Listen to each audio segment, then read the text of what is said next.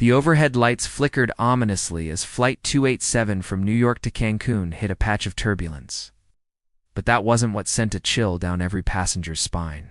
In row 15, seat C, an elderly man clutched his chest, his face turning a ghostly shade of blue. "Help. ... Can't. Breathe," he gasped, his words barely audible over the hum of the engines. The flight attendant's voice crackled over the intercom. "Is there a doctor on board?" Chaos erupted in an instant: screams, shuffling feet, and the unmistakable beep of an oxygen mask deploying. Little did anyone know, this medical emergency was about to ignite a firestorm of human drama at 35,000 feet, where one woman's selfishness would clash with the fragility of life itself. Captain Elena Ramirez gripped the controls tightly, her years of training kicking in as the co-pilot relayed the urgent message from the cabin. "We've got a passenger in distress, possible heart attack. We need to divert to the nearest airport." Miami was the closest, a mere 45 minutes away, but every second felt like an eternity. Elena glanced at the radar. Clear skies ahead, but a storm brewed inside the plane. She announced the diversion calmly, her voice steady. "Ladies and gentlemen, due to a medical emergency, we're rerouting to Miami International. Please remain seated and follow crew instructions." Murmurs rippled through the cabin like waves, a mix of concern and frustration. For most, it was a minor inconvenience. For one passenger, it was an outrage waiting to explode. In seat 2, Karen Whitaker fumed silently at first. She'd planned this vacation for months, a luxurious, all-inclusive resort in Cancun, complete with pina coladas on the beach and spa treatments to melt away the stress of her high-powered marketing job. At 45, Karen was the epitome of entitlement. Perfectly coiffed blonde hair, designer sunglasses perched on her head, and a Louis Vuitton carry-on stuffed with resort wear. "This can't be happening," she muttered, scrolling through her phone to check the resort's check-in time. Her husband Tom, sitting beside her, placed a hand on her arm. "Me, someone might be dying. We have to understand." Eyed Karen's eyes narrowed. "Understand? I worked 60-hour weeks for this. We're missing our vacation because some old guy couldn't take his meds." As the plane banked toward Miami, the cabin crew worked frantically. Dr. Marcus Hale, a cardiologist on his way to a conference, had volunteered. He knelt in the aisle, administering CPR to the stricken passenger, Mr. Harold Jenkins, a 72-year-old widower traveling alone to visit his grandchildren. Harold's daughter, Sarah, was on the phone with the crew from the ground, her voice trembling. "Dad has a history of heart issues. Please save him." Passengers watched in hushed suspense, the air thick with tension. Would Harold make it? The minutes stretched, each compression from Dr. Hale a lifeline in the balance. Karen couldn't hold it in any longer. As the seatbelt sign remained on and the descent began, she unbuckled and stormed toward the galley, her heels clicking angrily on the carpeted floor. "Excuse me?" She barked at a flight attendant named Lisa who was coordinating with the medical team. "How long is this diversion going to take?" "I have reservations." Lisa, sweat beading on her forehead, turned with polite firmness. "Ma'am, please return to your seat. Hey, this is an emergency." But Karen's voice rose, echoing through the cabin. "Emergency? For who?" "I'm missing my vacation. Do you know how much I paid for this ticket? I demand compensation, or better yet, turn this plane around." The outburst stunned everyone. Whispers turned to glares. A young mother in row 18 clutched her toddler closer, her eyes welling with tears. "How can she be so heartless?" she murmured to her husband. Tom tried to pull Karen back, his face flushed with embarrassment. "Karen, stop. This isn't about us." But she shrugged him off, her face red with indignation. "It is about us.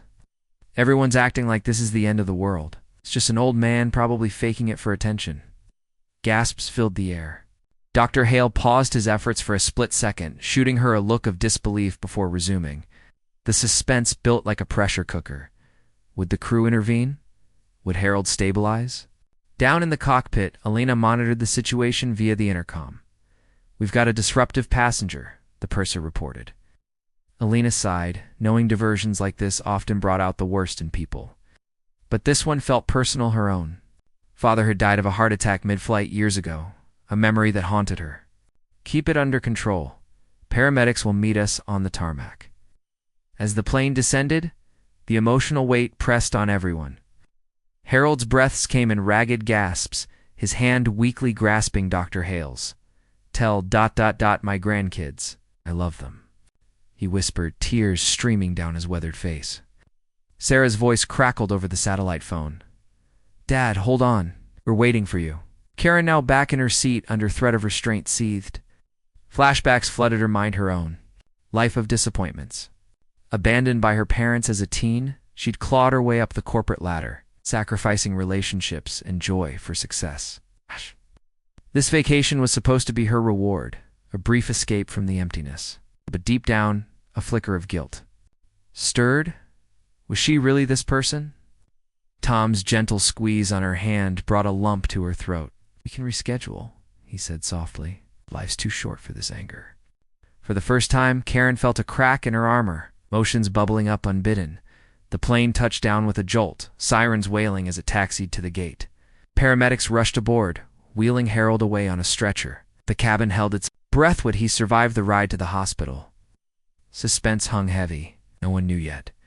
As passengers deplaned into the humid Miami night, Karen lagged behind, her bravado crumbling. In the terminal, she overheard a crew member updating Sarah. He's stable for now, but it was close. Overwhelmed, Karen approached Lisa, her voice trembling. I'm sorry. I didn't mean. Lisa nodded, exhaustion in her eyes. Apologies go to his family, not me. But the story didn't end there. As the airline arranged connecting flights, news of Karen's outburst spread like wildfire on social media. A passenger had filmed it discreetly, the video going viral under the hashtag Karen in the sky. Comments poured in, heartless. Priorities, lady? Karen's phone buzzed incessantly, her boss, friends, even strangers condemning her. The emotional toll hit hard. She collapsed in an airport chair, sobbing.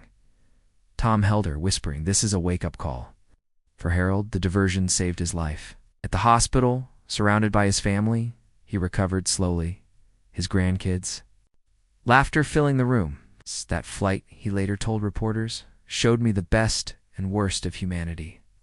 Weeks later, Karen reflected on that fateful day. She'd lost her job over the scandal, but gained something deeper, reevaluation of her life. She volunteered at a local hospital, aiding heart patients, turning her selfishness into service. The suspense of that flight had unraveled her facade, revealing a woman capable of change. And as for Flight 287, it became a legend among airline crews, a reminder that in the skies, emergencies don't just test bodies, they test souls. The sun dipped low over the Cancun horizon as Karen finally arrived, months delayed. But this time, she wasn't alone in her entitlement. Walking hand in hand with Tom, she whispered, I'm glad we waited. The beach stretched endlessly, a symbol of second chances. Yet in quiet moments, she wondered about Harold. Did he ever forgive the chaos she caused? Unbeknownst to her, he had seen the video and sent a message through the airline. Life's too precious for grudges. Enjoy your vacation. The emotional closure brought tears to her eyes, a suspenseful chapter finally resolved. In the end, the diversion wasn't just about a medical emergency. It was a mirror reflecting the raw edges of human nature. Karen's shout echoed as a cautionary tale in the face of crisis. Empathy bridges the gap between strangers, turning potential tragedy into triumph. And as planes continue to soar, carrying dreams and destinies, one thing remains certain up there. We're all just one heartbeat away from humanity's true test.